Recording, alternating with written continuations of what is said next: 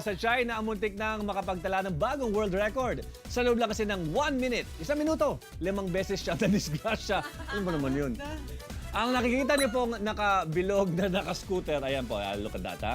Sa video ang naturang hari ng sablay. Isa, una niyang nabangga ang isang van, Dalawa. sunod ang isang kotse, sunod, isa pang motor, ay ha, nasundan pa ng isang malaking sasakyan, at sa kanyang panghuling kamalasan, na-shoot pa siya sa malaking...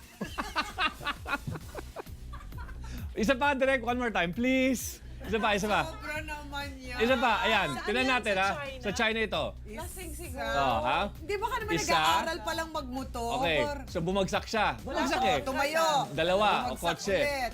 Next, motor na, kapamotor. Ayan. Tapos, isa pa malaki, natanggal tanggal na pa yung nasa helmet. likod. At sumakay. Buhay pa ba? Uy, baka tutawa tayo. Ano nangyari sa kanya? Ha? Oo, baka naman may... Sana isinama yung... Nagkabali-bali na yung mga Sana ganito. isinama yung video na umaangat Umaakyat. siya dun sa hole. Pero ano yun, lasing ba siya? O baka naman nag-aaral pa lang Hindi, magmaneho. tsaka hindi ko maintindihan. Nung unang pagbangga pa lang niya, ba't hindi na siya Ayaw tumigil? muna, diba? Parang- Kasi syempre, makipag ano pa yun, O baka makipag-ayos pa yun, di ba? dapat bumaba na lang siya, binitbit na lang Binitbit. niya yung kanyang Oo, motor. diba? at Hindi kasi iba yung may mga tao pag napahiya, parang okay lang yun. Pero yung ibang sasakyan, dead Marin, parang okay. Binangga mo. Parang Sanay sila sa China. Siguro na kasi ganun. 1 minute pa lang, hindi sila nakapag-react pa.